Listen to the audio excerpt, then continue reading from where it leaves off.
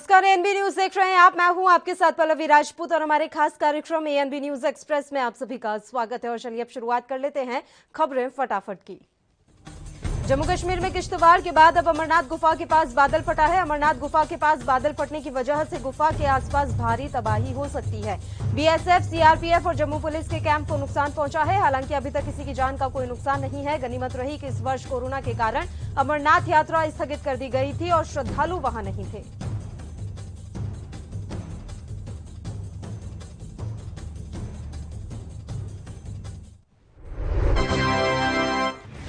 जम्मू कश्मीर के किश्तवाड़ में बादल फटने की घटना घटी है। किश्तवाड़ के उपायुक्त अशोक कुमार शर्मा ने कहा है कि बादल फटने से 8 से 9 घर क्षतिग्रस्त हुए हैं। वहीं एक अन्य अधिकारी ने 6 शव को बरामद करने की बात कही है। एडीसी किश्तवाड़ किशोरी लाल शर्मा ने कहा कि बादल फटने की घटना से अब तक 7 शव बरामद कर लिए गए हैं। वहीं 31 लोग अभी भी लापता हैं।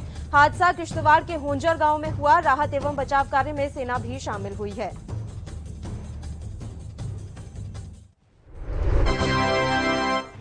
डोडा जिले में चिनाब नदी में जलस्तर बढ़ गया है। जम्मू कश्मीर के कई इलाकों में भारी बारिश के बाद नदियों ने चेतावनी के निशान को पार कर लिया है।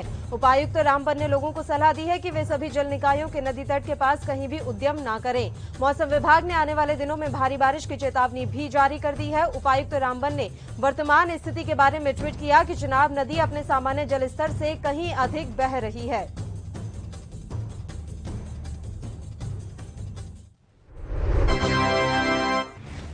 हिमाचल की राजधानी शिमला में मंगलवार रात से जारी बारिश से भारी तबाही हुई। शहर में जगह जगह भूस्खलन होने और पेड़ गिरने से लाखों रुपए की संपत्ति को नुकसान पहुंचा है। शहर के पंथा घाटी वार्ड के शिव मंदिर के पास भूस्खलन होने से सड़क किनारे खड़ी गाड़ी पर मलबा गिर गया। मौके पर पहुंचे पूर्व डिप्टी मेयर राकेश शर्मा ने बताया कि बड़े पत्थर गिरने से कार चकनाचूर हो गई है। 2 और गाड़ियों को हल्का नुकसान पहुंचा है।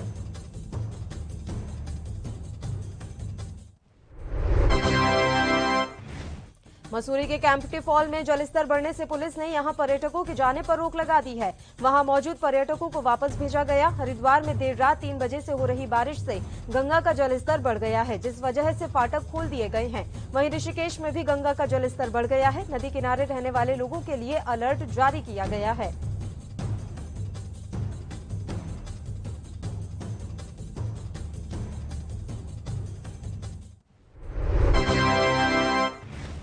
बुधवार सुबह से हो रही बारिश के चलते चीला बैराज मोटर मार्ग स्थित बिन नदी उफान पर आ गई, जिस वजह से इस मार्ग पर कई वाहन नदी के जलस्तर में फंस गए। पुलिस प्रशासन ने रेस्क्यू कर नदी में फंसे वाहनों को बाहर निकाला। गौरतलब है कि बिन नदी से होते हुए पहाड़ी रूटों पर कई ग्रामीण आवाजाही करते हैं। दरअसल बरसात के सीजन में बिन नदी का जलस्तर बढ़ने से ग्रामीणों के साथ ही पर्यटकों को आवाजाही करने में परेशानी होती है।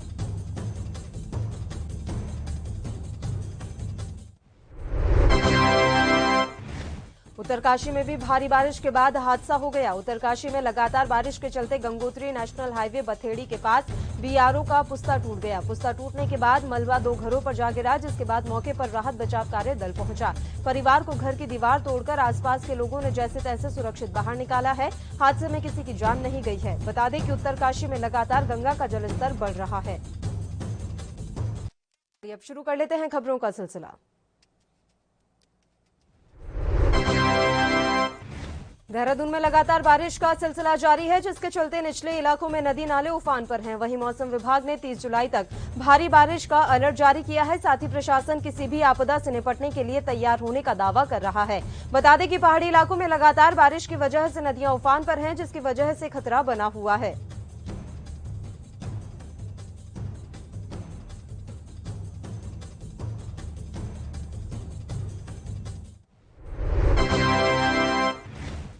बुधवार की सुबह कुछ घंटों की बारिश ने गुरुग्राम के कई हिस्सों और इलाकों में भारी जल जमाव और बाढ़ जैसी स्थिति पैदा कर दी। शहर का लगभग 70% हिस्सा औसतन 3 से 4 फीट पानी में डूबा हुआ नजर आया, जिसमें 2 सबसे ज्यादा प्रभावित इलाके Delhi Gurugram expressway service lane, Jharsa Chowk, IFFCO Chowk, Narsinghpur, Bilaspur, Sohna road, Basai Chowk, Sohna Chowk, sector 4, 7, 9 और हनुमान चौक समेत कई अन्य स्थान पानी पानी हो गए हैं।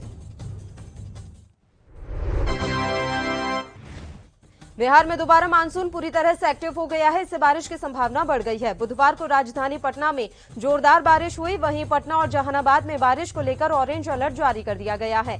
अगले कुछ घंटों तक मौसम विभाग ने घर से बाहर नहीं निकलने का अनुरोध किया है। वहीं कई जिलों में सुबह से हल्की बारिश हो रही है। मौसम विभाग का कहना है कि आने वाले 3 दिनों तक बिहार के सभी जिलों में हल्की से मध्यम बारिश होने के आसार हैं।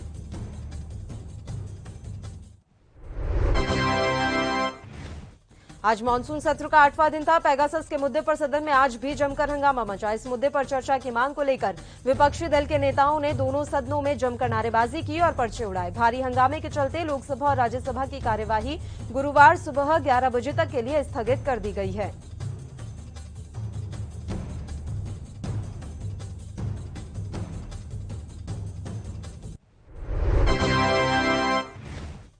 पेगासस जासूसी कांड को लेकर विपक्ष के तेवर तीखे हैं, जिसके चलते अब तक संसद की कार्यवाही बाधित रही है। इस मामले में विपक्षी दलों के नेता प्रधानमंत्री और गृह मंत्री से जवाब मांग रहे हैं। वहीं सरकार का कहना है कि विपक्ष ना तो सदन चलने देना चाहता है और ना ही उसे चर्चा करनी है।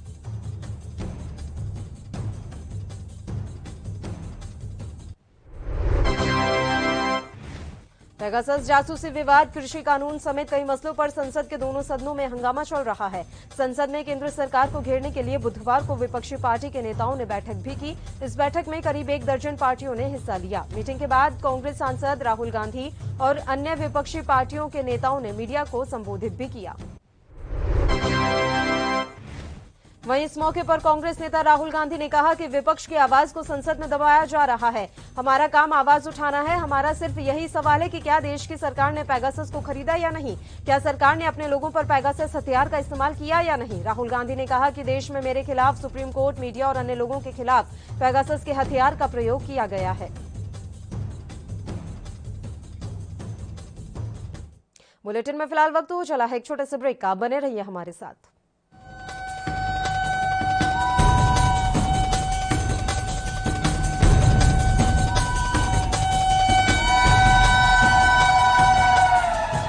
एएनबी न्यूज एक्सप्रेस में एक बार फिर से आप सभी का स्वागत है। बढ़ते हैं खबरों की ओर। बंगाल की मुख्यमंत्री ममता बनर्जी ने बुधवार को 10 जनपद पर कांग्रेस अध्यक्ष सोनिया गांधी से मुलाकात की। जानकारी के अनुसार इस दौरान कांग्रेस के पूर्व अध्यक्ष और सोनिया गांधी के बेटे राहुल गांधी भी मौजूद रहे। इससे पहले मीडिया से बात करते हुए उन्होंने केंद्र की मोदी सरकार पर तंज कसे थे और संसद सत्र पूरा होने के बाद विपक्षी दलों की बैठक के आयोजन पर जोर दिया था।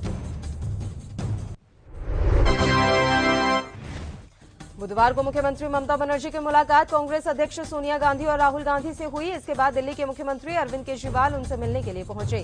केजरीवाल ममता की यह मुलाकात टीएमसी प्रमुख के भतीजे अभिषेक बनर्जी के आवास पर आयोजित हुई। राजनीतिक विश्लेषक इसे 2024 के लोकसभा चुनाव से जोड़कर देख रहे हैं।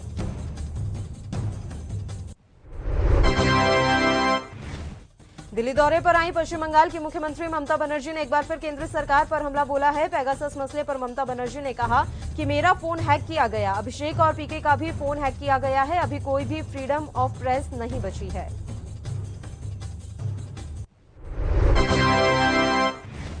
पश्चिम बंगाल विधानसभा चुनाव में जीत के बाद तृणमूल कांग्रेस ने त्रिपुरा में अपनी पूरी ताकत झोंक दी है, जबकि बीजेपी की बिप्लब देब सरकार टीएमसी को रोकने के लिए पूरी ताकत लगा रही है। त्रिपुरा की राजधानी अगरतला के एक होटल में पिछले हफ्ते से रह रही चुनाव रणनीतिकार प्रशांत किशोर की इंडियन पॉलिटिकल एक्शन कमेटी की एक टीम को पूर्व अगरतला थाना की पुलिस ने 1 अगस्त को तलब किया है और उससे पूछताछ की जाएगी, जबकि इसके विरोध में ममता के मंत्री बाटसे बसु और पूर्व सांसद ऋतवर्त बंदोपाध्याय अगरतला पहुंचे और विरोध किया।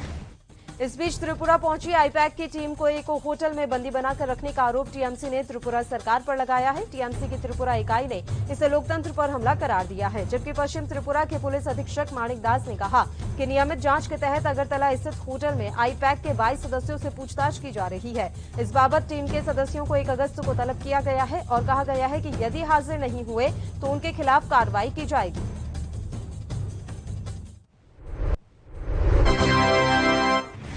असम मिजोरम के बीच चल रहे सीमा विवाद को लेकर हुई हिंसक झड़प के बाद अब गृह मंत्रालय ने मोर्चा संभाल लिया है। गृह मंत्रालय ने दोनों राज्यों के मुख्य सचिवों और डीजीपी की बुधवार को बैठक बुलाई है। गृह सचिव अजय भल्ला के साथ बैठक में असम के मुख्य सचिव जिष्णु बरुआ और असम के डीजीपी भास्कर ज्योति शामिल हुए।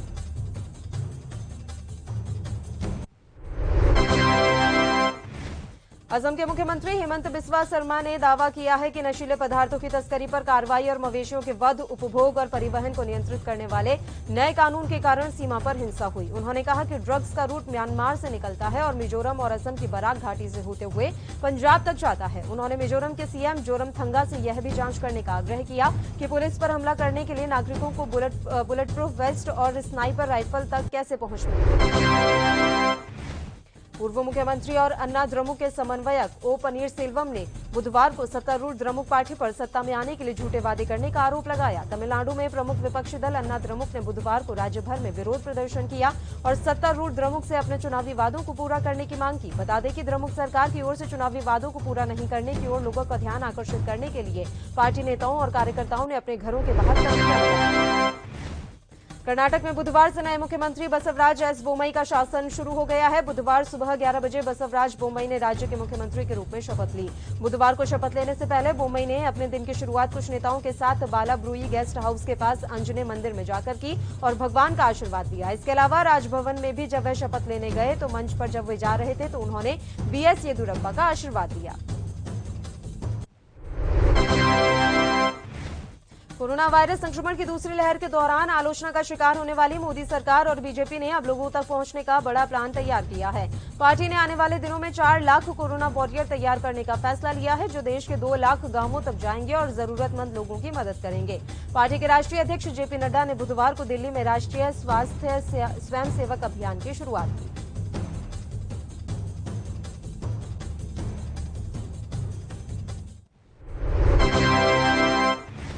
Punjab and Maharashtra cooperative bank, yes bank, Lakshmi Vilas bank जैसे बैंकों के परेशान ग्राहकों को सरकार ने बड़ी राहत दी है। केंद्रीय मंत्रिमंडल ने बुधवार को हुई बैठक में डीआईसीजीसी एक्ट में बदलाव को मंजूरी दे दी है। अब इसके बारे में बिल को संसद में रखा जाएगा। इससे किसी बैंक के डूबने पर बीमा के तहत खाता धारकों को पैसा 90 दिन के भीतर मिल जाएगा। वित्त मंत्री निर्मला सीतारमण ने कैबिनेट बैठक में हुए फैसले की जानकारी दी। एक और छोटे से ब्रेक के लिए बुलेटिन में रुक रहे हैं। आप देखते रहिए एएनबी न्यूज।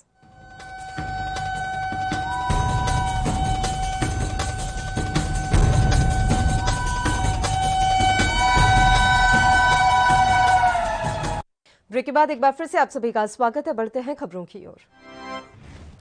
पंजाब से साल 2030 तक हेपेटाइटिस सी को खत्म करने के उद्देश्य से स्वास्थ्य मंत्री बलबीर सिंह सिद्धू ने अगस्त 2021 से हेपेटाइटिस का इलाज 41 सब डिविजनल अस्पताल और 6 ईएसआई अस्पतालों के द्वारा शुरू करने का ऐलान किया है। उन्होंने आगे बताया कि 23 जिलों में कुल 114 उपचार केंद्र होंगे, जिससे मरीज अपने घरों के नजदीक ही हेपेटाइटिस सी के इलाज संबंधी सेवाएं प्राप्त कर सकेंगे। पंजाब सरकार ने जनवरी 2020 से जुलाई 2021 तक वायरस के लगभग 18,000 मरीजों का इलाज किया।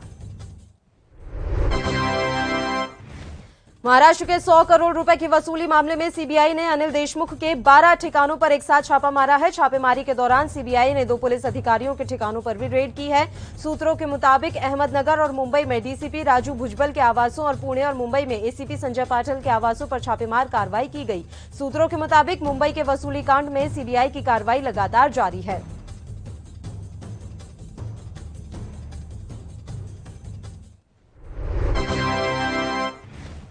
हरियाणा के मुख्यमंत्री मनोहर लाल खट्टर ने आज गुरुग्राम में 24 अगस्त से शुरू हो रहे टोक्यो 2020 पैरालंपिक खेलों में भाग लेने वाले खिलाड़ियों को शुभकामनाएं देते हुए पैरालंपिक खेलों के लिए विक्ट्री पंच दिया है। मुख्यमंत्री से आज पैरालंपिक कमेटी की प्रेसिडेंट दीपा मलिक मिलने पहुंची। इस अवसर पर मुख्यमंत्री ने खिलाड़ियों को अपनी शुभकामनाएं देते हुए आशा जताई कि पैरालंपिक खेलों में भी हरियाणा के खिलाड़ी उत्कृष्ट प्रदर्शन करके भारत की झोली मेडलों से भर देंगे। पंजाब के मुख्यमंत्री कैप्टन अमरिंदर सिंह ने बुधवार को प्रधानमंत्री नरेंद्र मोदी से करतारपुर कॉरिडोर को फिर से खोलने का आग्रह किया है, ताकि कोविड की स्थिति में सुधार को देखते हुए एक बार फिर से करतारपुर कॉरिडोर खोला जाए, लोगों को पाकिस्तान में ऐतिहासिक मंदिर के दर्शन की सुविधा मिल सके। प्रधानमंत्री को लिखे पत्र में कैप्टन अमरिंदर सिंह ने कहा कि उनकी सरकार को कॉरिडोर का उपयोग करने वाले तीर्थयात्रियों के परीक्षण और टीकाकरण सहित उचित कोविड-19 प्रोटोकॉल का पालन सुनिश्चित करने के लिए भारत सरकार के साथ मिलकर काम करने में खुशी होगी।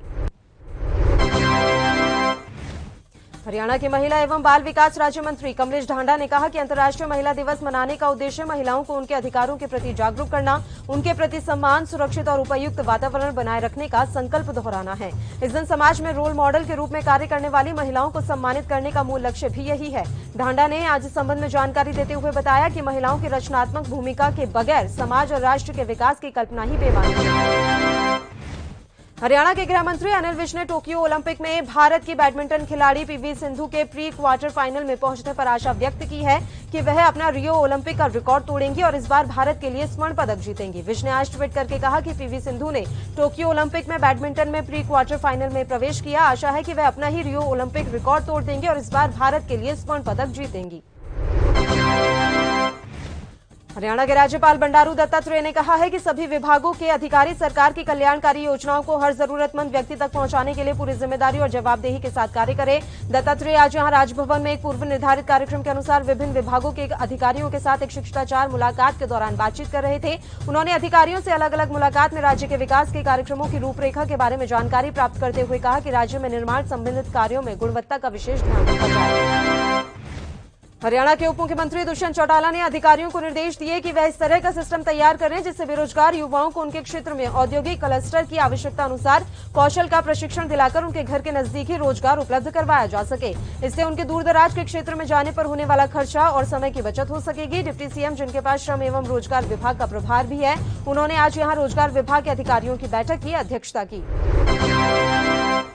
शिरोमणि अकाली दल के प्रवक्ता डॉक्टर दलजीत सिंह चीमा ने आज प्रेस कॉन्फ्रेंस कर कांग्रेस पर जमकर निशाना साधा। उन्होंने कहा कि पंजाब में भ्रष्टाचार बुरी तरह से फैल चुका है जिसके लिए कांग्रेस जिम्मेदार है। कांग्रेस और भ्रष्टाचार एक ही सिक्के के दो पहलू हैं। उन्होंने कहा कि कांग्रेस में एक मैकेनिज्म बन गया है कि जब स्कैंडल होता है तो क्लीन चिट पहले ही आ जाती है। चीमा ने कहा कि नवजोत सिद्धू के साथ जो माथा टेकने गए वह रेत माफिया में शामिल हैं। केंद्रीय मंत्री व सांसद स्मृति ईरानी के द्वारा खरीदे गए भूखंड पर आवास के निर्माण के पहले गुरुवार को भूमि पूजन उनके पुत्र जौहर ईरानी द्वारा किया जाएगा। कार्यक्रम को लेकर तैयारियां पूरी कर ली गई हैं। अमेठी से सांसद बनने के बाद स्मृति ने तिलोई के एक कार्यक्रम में अमेठी में अपने लिए आवास बनाने का वादा किया था जो अब पूरा होने जा रहा है। कोरोना संक्रमण के बढ़ते प्रभाव के चलते अब तक निर्माण शुरू नहीं हो पाया था। गुरुवार को सांसद के आवास के लिए भूमि पूजन होने के साथ ही निर्माण शुरू हो जाएगा। अभी तक केंद्रीय मंत्री चुनाव से पहले किराए पर लिए गए आवास पर ही रहती रही है। यूपी के रामपुर क्षेत्र के लोग कोविड का टीका लगवाने को लेकर इतना उत्साहित रहे कि भारी संख्या में लोगों के पहुंचने के कारण केंद्र पर टीके ही खत्म हो गए, जिसके बाद टीका लगवाने आए लोग नाराजगी जताते हुए वापस लौट गए। टीकाकरण के लिए नगर के सरकारी अस्पताल पर व्यवस्था की गई है। टीकाकरण केंद्र पर डोज के हिसाब से अधिक लोग टीका लगाने पहुंचे थे जिन्हें कोविड का टीका नहीं मिल पाया।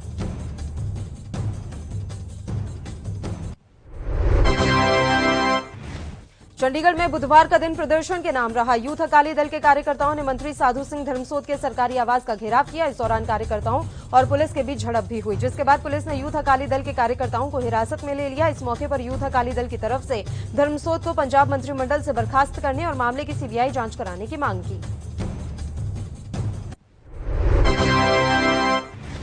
चारधाम यात्रा पर आगामी 18 अगस्त तक रोक रहेगी। नैनीताल हाईकोर्ट ने बुधवार को यह आदेश जारी किया है। कोर्ट ने कहा है कि चारधाम यात्रा का प्रकरण राज्य सरकार की अपील पर सुप्रीम कोर्ट में लंबित है और वहां से कोई निर्णय नहीं हुआ है, इसलिए राज्य सरकार की यात्रा पर रोक जारी रखने के लिए कोर्ट में दी गई सहमति पर कोर्ट ने चारधाम यात्रा पर लगी रोक को भी अगली तिथि तक बढ़ा दिया है। अब 18 अगस्त तक चारधाम यात्रा पर रोक रहेगी। मामले की अगली सुनवाई 18 अगस्त को ही होगी। यूपी की बुलंदशहर पुलिस ने अवैध तमंचा फैक्ट्री का भंडाफोड़ किया। यहां भारी संख्या में अवैध असलहे बरामद किए गए, साथ ही 4 बदमाश भी पुलिस ने गिरफ्तार किए। पुलिस ने 2 तमंचा फैक्ट्री से 2 9mm की पिस्टल समेत 13 तमंचे बरामद किए। तमंचा बनाने में इस्तेमाल होने वाली मशीन और औजार भी पुलिस ने बरामद किए हैं। इंडिया मेड तमंचा बनाने की अवैध फैक्ट्री जंगल में संचालित की जा रही थी। आरोपी 10 से 15,000 रुपए में तमंचे बेचते थे। दिल्ली से सटे साइबर सिटी गुरुग्राम के मेहरोली रोड स्थित एक कॉम्प्लेक्स के ग्राउंड फ्लोर पर अचानक आग लग गई। ग्राउंड फ्लोर पर अचानक आग लगी, वहीं एक प्राइवेट कंपनी ने कार्यालय बना रखा था। शुरुआत में आग काफी तेजी से फैली तो आग पर काबू पाने के लिए फायर विभाग की 6 गाड़ियों को बुलाया गया। करीब 1.5 घंटे की मशक्कत के बाद आग पर तो काबू पा लिया गया, लेकिन इस कार्यालय में रखा सारा सामान, फर्नीचर सब जलकर राख हो चुका है। खबर यूपी के चंदौली जिले से है, जहां पंडित दीनदयाल उपाध्याय जंक्शन पर जीआरपी और आरपीएफ की संयुक्त टीम ने सघन चेकिंग अभियान चलाया। इस दौरान प्लेटफॉर्म पर सघन चेकिंग अभियान के साथ ही ऑपरेशन बॉक्स नंबर 2 पर ऑपरेशन क्लीन अभियान भी चलाया गया। बता दें कि लावारिस गाड़ियां, लावारिस सामान जो बहुत दिनों से प्लेटफॉर्म पर पार्किंग में पार्सल में पड़ा था, जिसको कोई लेकर नहीं जा रहा था, ऐसी गाड़ियों, पैकेज, सामान इत्यादि की खोजबीन और पाए जाने पर उचित निस्तारण करवाया गया। यूपी के जनपद मैनपुरी के बरनाहल थाना क्षेत्र के गांव में उस समय मातम फैल गया जब 2 बच्चों की पानी के भरे गड्ढों में डूबने से मौत हो गई। दोनों मृतक बच्चे सगे भाई हैं। सड़क किनारे जेसीबी से गहरे गड्ढे कर खनन किया गया था। बरसात के बाद इन गड्ढों में पानी भर गया। सगे भाइयों की मौत के बाद परिजनों का बुरा हाल है। सूचना पर पहुंची पुलिस मामले की जांच कर रही है।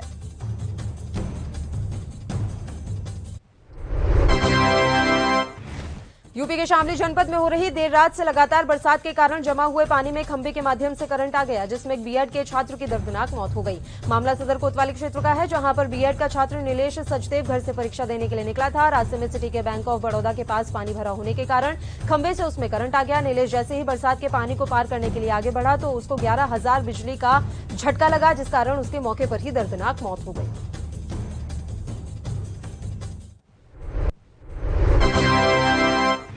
हरियाणा के पलवल में एक मारपीट का वीडियो सोशल मीडिया पर खूब वायरल हो रहा है, जिसमें एक युवक पर लाठी डंडा, लोहे की रॉड और चाकू से हमला किया गया। आरोपियों के डर से डरे समय पीड़ित युवक ने एसपी को लिखित शिकायत देकर वीडियो को सोशल मीडिया पर वायरल कर दिया। पीड़ित ने पुलिस पर आरोप लगाया है कि जिन लोगों ने पंचायती जमीन पर कब्जा, उन्होंने उसके साथ मारपीट की और पुलिस ने पैसे लेकर आरोपियों को दर्ज मुकदमे से बाहर निकाला है।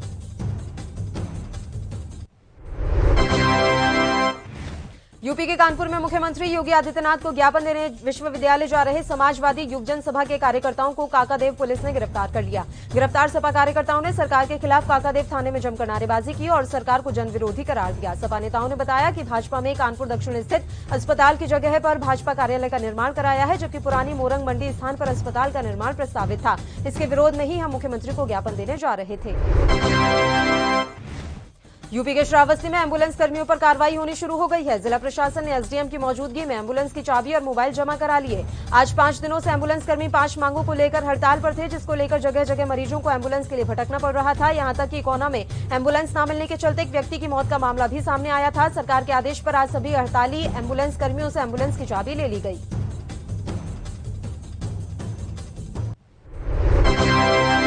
यूपी के बस्ती जिले में घरोही की जमीन को लेकर सगी मौसी की गला रेतकर हत्या करने वाले कलवारी थाने के गौसेसीपुर निवासी दयाराम उर्फ मोनू को पुलिस ने बुधवार तड़के मुठभेड़ में गिरफ्तार कर लिया। पुलिस का दावा है कि सुबह 4:30 बजे बेनीपुर चरकेला मार्ग पर जब आरोपी दयाराम को एंटी व्हीकल टीम प्रभारी गजेंद्र सिंह और कलवारी थाना अध्यक्ष अरविंद कुमार शाही के नेतृत्व में पुलिस ने घेरा तो उसने पुलिस पर तमंचे से फायर झोंक दिया। इस दौरान हेड कांस्टेबल रामाचल भी घायल हो गए।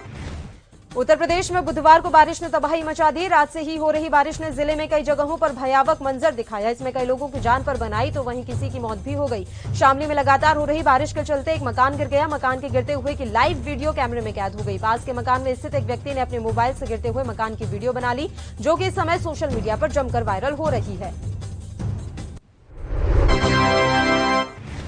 यूपी के बुलंदशहर में एक दिल दहला देने वाली घटना सामने आई है, जहां 13 वर्षीय नाबालिग के साथ गांव के ही 4 युवकों ने गैंगरेप जैसी घिनौनी घटना को अंजाम दिया।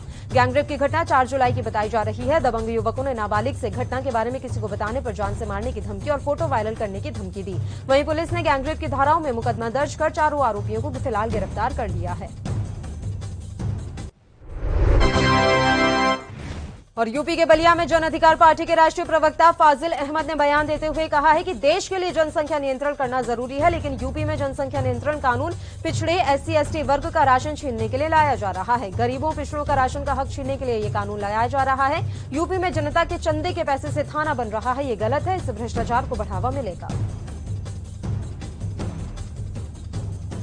इसी के साथ ही ANB न्यूज एक्सप्रेस में फिलहाल के लिए इतना ही। मुझे दीजिए इजाजत। देश प्रदेश के तमाम ताजा खबरों के लिए आप देखते रहिए ANB न्यूज। नमस्कार।